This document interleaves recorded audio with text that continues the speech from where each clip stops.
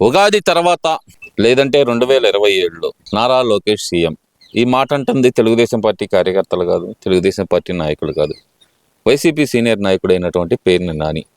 అదేమంటే నాకు కేంద్ర ఇంటెలిజెన్స్ సమాచారం ఇచ్చారంటూ ఆయన చెబుతున్న మాటలు ఎలా చూడాలంటారు దీన్ని? అసలు ఏం చెప్పాలో ఏందో, ఇక్కడ సీఎం ఎవరో, ఇక కేంద్రం నుంచి నాకు ఇన్ఫర్మేషన్ వచ్చింది అంటే నీ ఒక్కడికే వస్తాయారా ఇన్ఫర్మేషన్లు ఇక అన్నీ?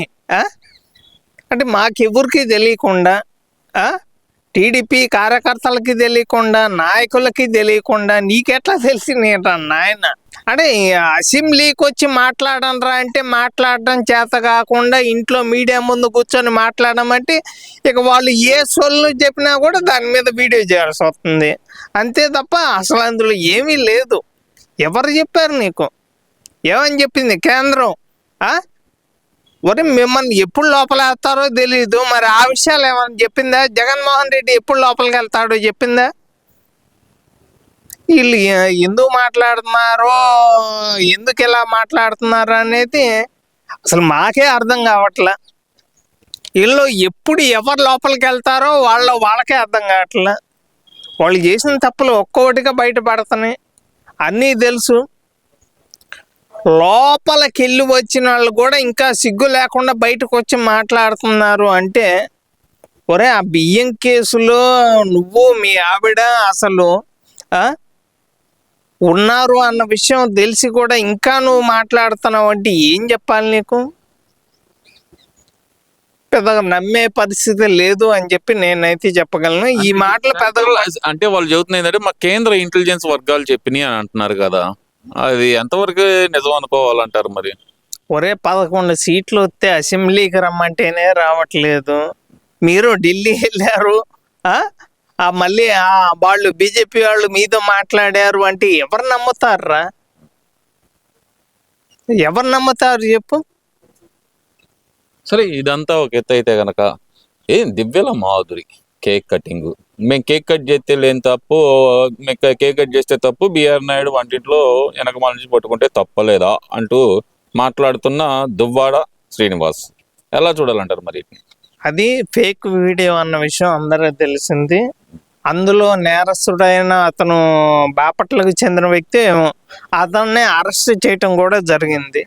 నువ్వు అసలు అరే మా దరిద్రం ఏందో తెలియదు కానీ ఇక్కడ ఆంధ్రప్రదేశ్లో దువ్వాడ దివ్యల మాధురి, అలాగే అటు తమిళనాడు పోతేనేమో రీసెంట్గా ఒరే పెళ్ళిడికి వచ్చిన కొడుకు పెట్టుకుని ఆడు పార్టీ పెట్టి ఆ పార్టీ నేమ్ కూడా టీ అంటే త్రిష అంట, వి అంటే విజయ్ అంట, కి అంటే కృష్ణ అన్న అంట. అంటే ఏంది? త్రిష కృష్ణ మధ్యలో విజయ్. ఎవరు సీఎం అవుతారు? తమిళనాడు గురించి మనకెందుకంటే ఇక్కడ అంటే మనకెందుకంటే ఈ దరిద్రం వీళ్ళని చూసి 60 ఏళ్ళు దాటిన తర్వాత పిల్లలను వదిలిపెట్టి ఈడు ఇంకో దాన్ని అయ్యేది గురించి అలా మాట్లాడటం ఎంతవరకు కరెక్ట్? చేసినవన్నీ చెప్తే మీకెందుకండి బాధ? మీరు ఆ డ్యాన్స్ ప్రోగ్రాంకి వెళ్ళినట్టున్నారు అని చెప్పి నాకైతే అర్థమవుతుంది. పెద్దగా ఇవన్నీ వాస్తవాలే. ఈ దరిద్రాలు చూసి కొడుక్కి పెళ్ళిడు చేయాల్సిన వయసులో వాడు కూడా దానికేం పుట్టిందో దరిద్రం ఇంకా సీఎం మామయ్యద్దంట. ఈ దరిద్రాలను చూసి ఇంకేమన్నా అంటే వీళ్ళు ఏమంటారు? 3 పెళ్లి చేసుకున్న పవన్ కళ్యాణ్ డిప్యూటీ సీఎంగా చేస్తే లేనిది మా ఆయన ఎమ్మెల్యేగా పోటీ చేస్తే తప్పేముంది అని చెప్పి మాట్లాడుతుంది. వీళ్ళు చేసిందే తప్పు. తిరుపతిలో వైసీపీ వాళ్ళు చేసిన అరాచకాలు అన్నీ అరే జగన్మోహన్ రెడ్డి చేశాడు అంటే అది మీ పార్టీయే కారా? లడ్డూలు అంత కల్తీ చేసిన తర్వాత కూడా ఇంకా తిరుపతిలో ఈ నాటకాలు ఎందుకురా? 60 పింఛన్లు తీసుకోవాల్సిన వయసులో దాన్ని వేసుకొని ఎదురుగుతా గుళ్ళు చుట్టూ గోపురాల చుట్టూ. సరే తిరిగితే తిరిగావు, నీకు నచ్చితే నచ్చింది, మళ్ళీ తిరుపతిలో ఈ దరిద్రాలు ఎందుకు చెప్పు? అంటే కేక్ కట్ చేస్తే తప్పని మాకు తెలియదు అంటున్నాడు కదా మరి. ఒరే నువ్వు అరే పేకలు కోసేవాళ్ళు కేకులు కోస్తే తప్పు లేదా అంటే ఇప్పుడు నువ్వు కేక్ ఎక్కడ కొయ్యాలా? ఎక్కడరా? తిరుపతిలో ఏందిరా ఏందో 1100 పెట్టి కేక్ కొన్నాము, ఎగ్లెస్ కేక్ అంటావు మంచిదే. నువ్వు తిరుపతిలో కాకుండా ఇంకెక్కడికన్నా పోయి చేసుకోండిరా. ఈ దరిద్రాలని తిరుపతిలో ఎందుకురా నాయన? తిరుపతి జోలి ఎల్లబాకండ్రా. రాజశేఖర్ రెడ్డి 3 ముక్కలు అయ్యాడ్రా. అది తెలిసినా కూడా ఇంకా మీరు ఆ తిరుపతి చుట్టూ ఎందుకురా ఈ పాపాలు చేసుకుంటూ పోతాడు? ఇంకా దేవుడు ఇంకా మీ పరిస్థితి ఎంత దారుణంగా ఉంటుందో చూడండి. ఇంక రేపు నీకు అరే ఒకవేళ పొరపాటున నీకు అన్న గ్యారంటీ కూడా లేదు రే. నువ్వు చేసిన పాపాలకి మనకి అక్కడ దాకా వద్దులే కానీ అసలు అలాంటివి వద్దు కానీ ఈ మీడియా వాళ్ళు అడిగారండి, వాళ్ళు ఎవరు అడిగారని చెప్పి జూనియర్ దువాడ వస్తారు అని చెప్పి మీ మీడియా వాళ్ళు అడిగారు, మేము విన్నాము. అందుకే మేము మాట్లాడితే తప్పు వచ్చింది, మీరు అడిగితే తప్పు లేదంట, మేము మాట్లాడితే తప్పు వచ్చింది. సరే ఏంటి జగన్మోహన్ రెడ్డి గారు పెళ్లిళ్ళకి వెళ్ళి ర్యాంప్ వాక్ చేస్తున్నారు, ఒక ర్యాంప్ వేసుకుని దాని మీద అభిమానులకు అభివాదం చేస్తా వెళ్తున్నారు కదా, దాన్ని ఇలా చూడాలంటారు? మీకు అర్థం కావట్లా అతన్ని ఎట్లా టీడీపీ పార్టీ పర్మిషన్లు ఇస్తుందో నాకు అర్థం కావట్లేదు. కానీ మనుషులు కార్ల కింద పడి చచ్చిపోతున్నారు. రీసెంట్ గా పోలీసులకు కూడా గాయాలైంది.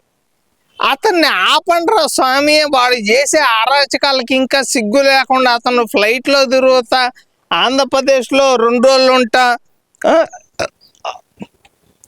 మిగతా 5 రోజులేమో బెంగళూరులో ఉంటా, పెళ్ళికి హెలికాప్టర్లో వెళ్తా, మనుషుల్ని చంపుతా. ఏంది దరిద్రాలు?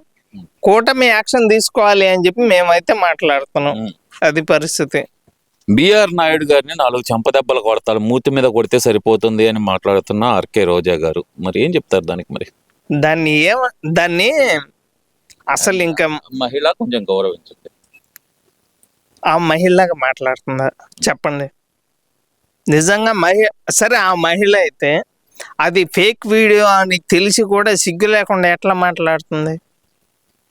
ఫేక్ వీడియో అని ఎలా చెబుతారు మీరు అని అంటుంది కదా. ఆ దిక్కుమాలిన ఏ టెక్నాలజీ వచ్చింది చూసారా? అది ఏ టెక్నాలజీలో నిజంగా అతను చూడండి, ఆ వీడియోలో ఉన్నది బిఆర్ నాయుడు కాదు. ఆ ఫేస్ చూస్తే మీకు అందరికి అర్థమవుతుంది. ఎలా మాట్లాడతావు రోజా నువ్వు? అసలు నీ సిగ్గు లేకుండా నువ్వు వేరే రాష్ట్రంలో నువ్వు మాట్లాడే మాటలు ఏందో, నువ్వు చేసే చేష్టలు ఏందో అందరికి తెలుసు. ఈ దిక్కుమాల దాని గురించి వీడియోలు చేయటం కూడా దండగే. అది పరిస్థితి. మరి ఓవరాల్ గా చూస్తే కనుక జగన్మోహన్ రెడ్డి అసెంబ్లీకి రాకుండా పెళ్లిళ్ళకు మాత్రమే ఎందుకు వెళ్తున్నాడు అనుకోవాలంటారు?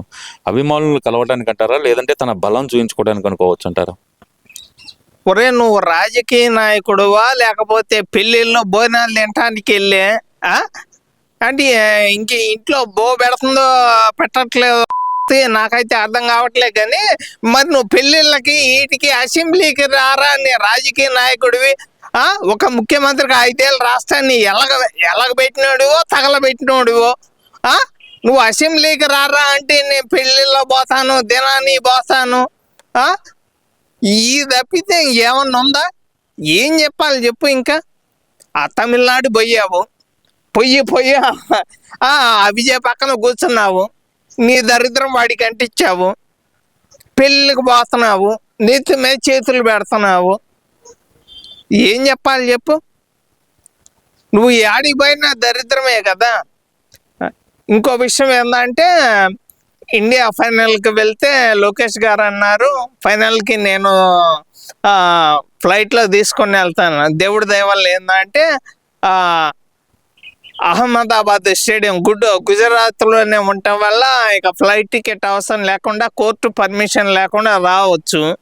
ఇప్పుడు లోకేష్ గారు రేపు ఫైనల్ ఆదివారం అహ్మదాబాద్లో జరుగుతుంది, వెళ్తావా? వెళ్ళు. మరి లోకేష్ గారు తీసుకెళ్తా అంటున్నారు కదా, లోకేష్ గారు డబ్బులతోనే రాడు, బయటకు రాడు. బయటకు వచ్చాడంటే ఎవరో ఒకళ్ళు చావాలా, ఎవరో ఒకళ్ళకి గాయాలు కావాలా, అంతే కదా. కూటమి ఎందుకు యాక్షన్ తీసుకోవట్లేదో మాకైతే అర్థం కావట్లే.